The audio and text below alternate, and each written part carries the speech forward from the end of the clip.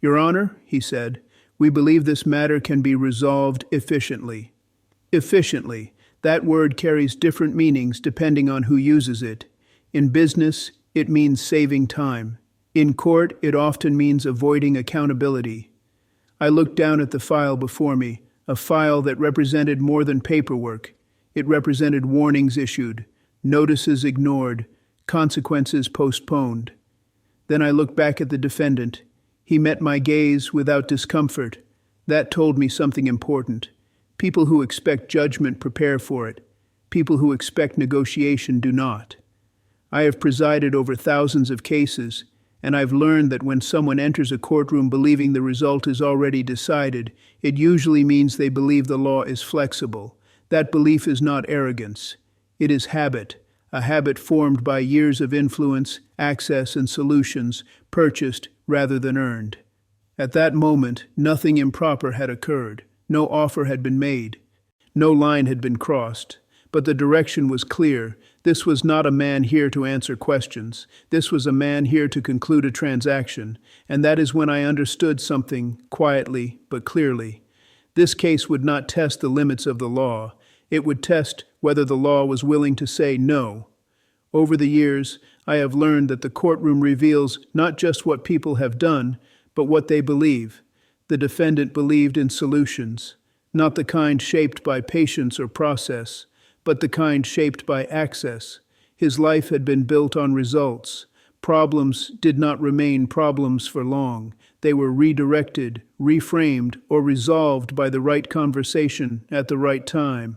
That is how influence works. It is not loud. It is efficient. And efficiency, when repeated often enough, becomes expectation. This defendant had spent decades moving through systems that responded to his presence. Phones were answered quickly. Meetings were arranged promptly. Disagreements softened before they reached consequence. None of that is illegal, but it can quietly reshape a person's understanding of boundaries. When rules bend frequently, they begin to feel optional. When consequences arrive late, or not at all, they lose their meaning. I watched as he listened to the proceedings. He was polite, attentive, calm, not because he feared the outcome, but because he assumed it would align with his experience. There was no defiance in his demeanor, no hostility, just confidence. Confidence built not on law, but on history. History had taught him that resolution usually followed discussion, that disagreement could be managed, that pressure, when applied carefully, produced compromise. What he had not learned, or had not needed to learn, was that some rooms do not operate that way. A courtroom is not designed to respond to leverage. It is designed to resist it. The law does not hurry because someone is important. It does not soften because someone is generous elsewhere. And it does not shift because a person is accustomed to being accommodated. Still, old habits enter the room with people. I could see it in the way he waited, not anxiously, but patiently, as though the next step was simply a formality. In his mind, the process was already moving toward resolution. What he did not yet understand was that the courtroom was not moving toward negotiation. It was moving toward accountability, and that difference between expectation and reality would define everything that followed. Facts do not announce themselves dramatically. They arrive in files, in dates, in records that speak without emotion. This case was built the same way most are, not on a single incident, but on a pattern. The first notice had been issued months earlier, clear, direct, unambiguous. It outlined specific violations and provided a timeline for compliance. That timeline passed. A second notice followed, then a third, each one more detailed than the last, each one offering opportunity, not punishment. Warnings are not accusations. They are invitations to correct course. Those invitations were declined, not formally, not openly. They were simply ignored. The violations themselves were not complex. They involved regulations designed to protect people who lacked leverage, workers, tenants, and small operators who depend on compliance to ensure fairness. These were not rules created to burden success. They were created to prevent harm. Every violation carried a modest penalty. Individually, They might have appeared manageable. Together they revealed something else. Consistency. The defendant's response, or lack of one, was consistent. Delays, extensions requested and unused, promises made and not fulfilled. This was not confusion, it was calculation. I reviewed the timeline carefully. There was ample opportunity to respond, ample opportunity to comply, ample opportunity to take responsibility. None were taken. That matters, because the law does not expect perfection, it expects effort, and effort leaves evidence. The absence of effort leaves evidence too. As the prosecutor summarized the record, I watched the defendant. He did not object. He did not interrupt. He recognized the facts. That recognition did not come from surprise. It came from familiarity. He had seen these notices before. He had understood them then. The difference now was consequence. This case was not about misunderstanding the rules. It was about deciding they could wait. And the law is patient, but it is not passive. At this stage, the court was not being asked whether violations occurred. They had. The question before the court was simpler and far more important. Would responsibility be applied equally or postponed once again? That question would not be answered by influence. It would be answered by record. Offers rarely arrive abruptly in a courtroom. They arrive carefully. This one was no different. The defense attorney stood with practiced confidence, respectful in tone, measured in delivery. He did not challenge the facts. He did not dispute the record. Instead, he shifted the conversation. He spoke of resolution, of cooperation, of bringing the matter to a close without unnecessary delay. Then came the numbers, a proposed settlement that exceeded the original penalties. Additional financial contributions mentioned, not as conditions, but as gestures. The language was deliberate. Nothing was demanded. Nothing was threatened. The implication was subtle but unmistakable. Money could make this easier. I listened without interruption. Offers are not improper. Courts consider them every day, but context matters.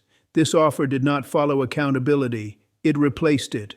There was no acknowledgement of responsibility, no recognition of the people affected, no indication that compliance had been avoided, only a suggestion that the issue could be resolved quietly and efficiently. Efficiency can be valuable, but efficiency without consequence empties the law of meaning. I looked down at the file once more. The violations were documented. The warnings were clear. The delays were repeated. This was not a case in need of convenience.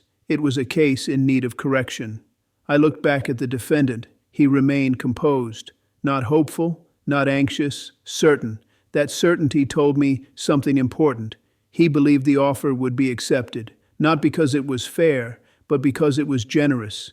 In many places, generosity creates leverage. In this courtroom, it does not. I allowed the attorney to finish. Then I paused. Pauses matter. They give space for understanding, and sometimes for realization. The courtroom waited, and in that quiet moment, it became clear that this offer was not about resolution. It was about control. It was an attempt to move the conversation away from responsibility and toward transaction. That is where the line is drawn. Courts are not marketplaces, and justice does not improve with price. A courtroom reacts before it speaks. You can feel it in the stillness, in the way people stop adjusting in their seats, in the brief pause where everyone waits to see which direction the moment will turn. When the offer was placed on the record, the room changed, not dramatically, subtly. The prosecutor glanced down, then back up, not surprised, just alert. The gallery leaned forward almost instinctively. People recognize leverage when they see it, even if they don't fully understand it. The defendant remained still, relaxed. That mattered. He did not look at his attorneys for reassurance. He did not shift in his chair. He had already seen this moment play out in other rooms.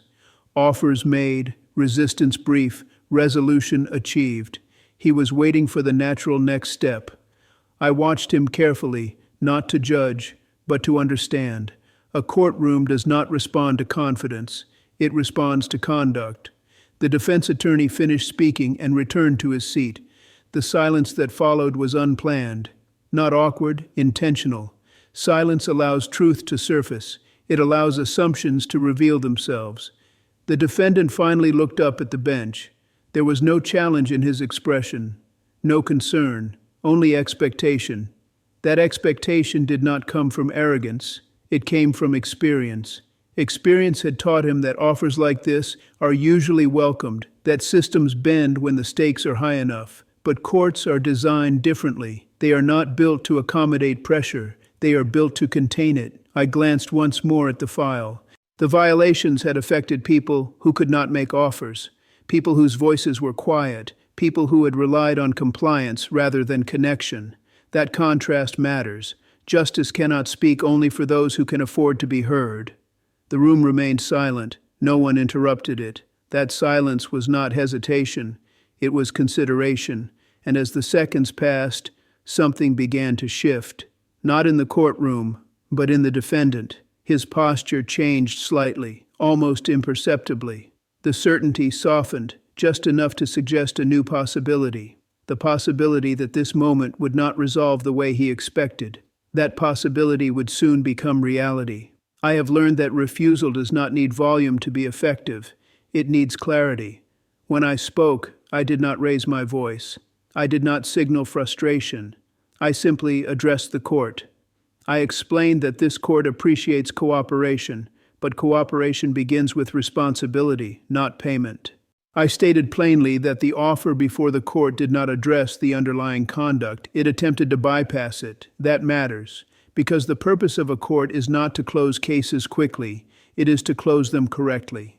I said that accountability cannot be substituted with generosity, that compliance delayed is not compliance at all. The defendant listened carefully now, not confidently, attentively. I told him that courts do not exist to negotiate consequences after rules have been ignored. They exist to apply those rules consistently, and consistency requires refusal when acceptance would weaken the process. I acknowledged that the proposed amount exceeded the original penalties, but I made it clear that magnitude does not replace meaning. Justice is not improved by higher numbers when the principle is missing. I looked directly at the defendant and said something I have said many times before. That money may repair damage, but it does not erase responsibility, and responsibility must be felt to have purpose. The courtroom remained silent, not tense, focused. I could sense the shift. The assumption that had entered the room with the defendant was leaving it. I explained that this decision was not punitive. It was protective of the process, protective of those who complied when it was inconvenient, protective of a system that must function even when pressure is applied. I concluded by stating that the offer was declined, not reconsidered, not postponed, declined. There was no gavel strike, no announcement, just a decision placed firmly on the record. Refusal, when done correctly, does not invite argument. It establishes boundary. And in that moment, the boundary was clear. This courtroom would not be moved by money. Refusal often invites a response, not always anger, sometimes negotiation. The defendant spoke after a brief pause. His tone was respectful, measured, careful. He did not challenge the authority of the court. He challenged its reasoning. He spoke about his record, his contributions, his long history of giving back. He framed the offer not as avoidance, but as responsibility, as a way to correct the issue without prolonging it. I listened. That matters. Everyone deserves to be heard, even when the answer does not change. But as he spoke, something became clear. He was not addressing the violations. He was addressing his identity. He was asking the court to consider who he was, not what he had done. That distinction is important, because courts do not evaluate character in place of conduct. They evaluate conduct. I responded calmly. I explained that philanthropy, while commendable, does not operate as credit in a courtroom. That generosity in one area cannot be transferred to excuse obligation in another. I told him that courts do not discount responsibility based on reputation. Then I addressed the implication behind his words. That influence might justify exception. I said plainly that exceptions, once created, do not remain isolated. They spread. And when they do, trust erodes. The defendant shifted slightly, not defensively, thoughtfully. This was not confrontation, it was realization. I reminded him that the law does not question motives, it evaluates actions. And his actions, as documented, reflected delay rather than compliance. I concluded by saying that pressure, subtle or otherwise, does not alter process, it only tests it. The courtroom remained quiet, not because the exchange was dramatic, but because it was final. The boundary had been tested, it held. And in that moment, the focus shifted away from influence and back to evidence, where it belongs. Once influence is set aside, only facts remain, and facts do not negotiate. The court turned its attention back to the record. Dates, notices, responses, or the lack of them. Each document told the same story. Warnings were issued clearly and with purpose. Timelines were reasonable. Opportunities to comply were extended more than once. The law had been patient. Patience, however, does not cancel obligation. As the prosecutor reviewed the evidence, there was no need for emphasis. The record spoke without assistance. The defendant did not object. That mattered. Objections are raised when facts are disputed. Silence often means recognition. I reviewed the documentation carefully. There were no gaps, no ambiguity, no misunderstanding. This was not a case of confusion. It was a case of postponement. Compliance delayed long enough can feel optional. But the law does not forget. The court also considered impact, not abstract impact, but real consequences felt by people who relied on those regulations to protect them. Workers who waited, tenants who assumed compliance, communities that expected standards to be enforced. These are not statistics. They are the reason the rules exist. As the review continued, something changed. The defendant's posture softened, not into fear, but into acceptance. He was no longer evaluating outcomes. He was absorbing reality. Influence had entered the room with him. It was now leaving. I concluded the review by stating what the record made clear, that responsibility had been avoided, that delay had been chosen, and that accountability could no longer be deferred. The courtroom remained quiet, not tense, resolved, because when evidence is clear, argument loses its purpose. What remained was not debate, it was decision. A verdict is not an announcement, it is a conclusion. When I began to speak, I did so slowly, not for effect, but for accuracy. Every ruling must be able to stand on its own, without explanation or defense. I stated clearly that the court had reviewed the full record. The testimony, the documentation, the arguments presented. I noted that no weight had been given to wealth, reputation, or influence, only to conduct. That distinction matters, because courts do not measure people by what they possess, they measure cases by what occurred. I explained that the violations were established beyond dispute, that warnings had been issued, that opportunities for compliance were ignored. This was not an oversight, it was a choice. I addressed the defendant directly. I told him that the law does not punish success. It regulates behavior, and when behavior consistently falls outside compliance, the court must respond. I outlined the ruling carefully. Full statutory penalties would be imposed, no reductions, no substitutions. Mandatory compliance would be ordered, independent oversight would be required. These measures were not excessive, they were necessary. I made it clear that financial capacity does not alter responsibility. That money may resolve damage, but it cannot erase obligation. The defendant listened without interruption. That too mattered. I concluded by saying something simple, that accountability must be equal to be meaningful. If the law bends for those who can afford it, it breaks for those who cannot. I brought the gavel down once, not forcefully, decisively. The sound was brief, the meaning was lasting. The verdict had been delivered, and with it, the transaction ended. What remained was the law. When a ruling is delivered, the courtroom does not react. It settles. Attorneys gather their papers. The clerk prepares the next entry. The rhythm of the court resumes. That is how order returns. The defendant remained standing for a moment longer than required. not in defiance, not in disbelief, in recognition.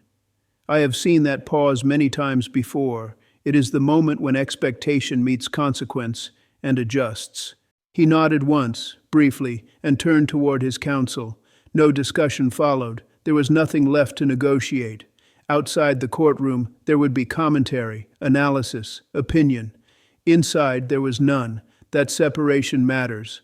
Courts are not designed to echo public reaction. They are designed to withstand it. As the defendant walked toward the exit, he no longer carried the certainty he had entered with, not because he had been humbled, but because he had been answered. The law had spoken, and it had done so without volume. I remained seated for a moment after the room cleared, not out of reflection, but out of respect for the process. Every decision carries weight, even correct ones, especially correct ones. I thought about the individuals affected by the violations. People who would never enter a courtroom with leverage, people whose compliance was assumed but rarely acknowledged. For them, this decision mattered, not as punishment, but as assurance. Assurance that rules apply consistently, that patience has limits, and that accountability does not depend on resources.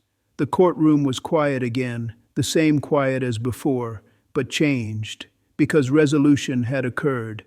I called the next case. The law does not linger, it moves forward, one matter at a time. Before moving on from any case, I remind myself of something important. Every person who stands before the court brings more than a file number. They bring habits, expectations, and beliefs shaped by experience. This case was not about wealth. It was about assumption. The assumption that influence can substitute for responsibility. That assumption does not begin in courtrooms. It develops quietly over time, when rules bend, when consequences soften, when access replaces effort. The law exists to interrupt that pattern, not to punish success, not to challenge identity, but to protect fairness. Fairness is fragile. It depends on consistency, on restraint, on the willingness to say no when saying yes would be easier. I often think about something my father once told me. He said, "Frank, the law doesn't exist to give people what they want. It exists to give people what is fair." That lesson has guided me throughout my years on the bench. In a courtroom, names lose their power. So does wealth. So does reputation. What remains is conduct, and conduct must be addressed honestly. This case served as a reminder, not just to the defendant, but to everyone watching, that fairness does not adjust based on convenience. It does not move faster for the powerful. It does not slow down for the connected. It moves at the pace of principle. A system that allows influence to override accountability does not remain strong. It becomes selective. And selective justice is no justice at all. If there is meaning to be taken from this case, it is this. The law does not ask who you are. It asks what you did. And when the answer matters, the law must respond quietly, consistently, and without exception. As a judge, I have never believed that the purpose of the courtroom is to impress. Its purpose is to endure. Cases come and go. Names change. Public attention rises and fades. But the principles that guide the law must remain steady. This case did not require force. It did not require volume. It required restraint. Restraint to apply the rules evenly. Restraint to resist influence. And restraint to remember that fairness is not flexible. The law does not function because it is feared. It functions because it is trusted. And trust is earned not in moments of ease, but in moments of pressure. When powerful individuals enter a courtroom, the temptation is to treat the moment differently, to resolve it quietly, to move past it quickly.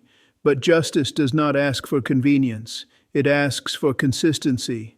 If stories like this remind you why the rule of law matters, why accountability must be equal, and why calm decisions often carry the greatest weight, then I invite you to stay with us. Subscribe to this channel for courtroom stories that focus not on spectacle, but on principle. Stories where restraint speaks louder than outrage, and fairness speaks louder than influence. Because justice does not need to announce itself, it proves itself, case by case, decision by decision. Thank you for your time. And remember this, in a courtroom, money may enter, power may enter, reputation may enter, but when the door closes, only the law remains.